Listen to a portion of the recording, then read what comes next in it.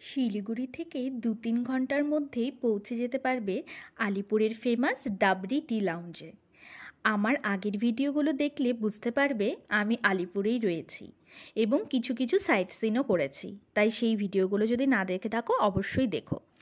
তাই এখানে আসতে আমাদের একটু সন্ধ্যাই হয়ে যায়, তবে সকাল থেকে সন্ধ্যায় এই জায়গাটা কিন্তু দেখতে আরও বেশি সুন্দর লাগে। ভেতরে প্রবেশ করেই দেখতে পেলাম জায়গাটা বেশ সুন্দর, আর চারপাশে রয়েছে বিশাল চা বাগানও। বেশ সুন্দরভাবে ডেকোরেশন করা, আর ওয়ালগুলোতে খুব সুন্দর পেন্টিং করাও রয়েছে। এখানে চাইলে তোমরা কিন্তু চা পাতাও কিনে নিতে পারবে, তার জন্য ভেতরে একটা শপও রয়েছে। আমরা এখানে আফগানি চা ট্রাই করেছিলাম, আর সাথে নিয়েছিলাম চিকেন নাগেটস। চাটা কিন্তু দারুণ ছিল। এই রকম চা কিন্তু আগে আমি কখনোই ট্রাই করিনি, আমার কিন্তু খুব ভালো লেগেছে। চা প্রেমীদের জন্য এই জায়গাটা কিন্তু একবার হলেও আসতে হবে। দেখা হচ্ছে পরবর্তী মিনি ব্লগে।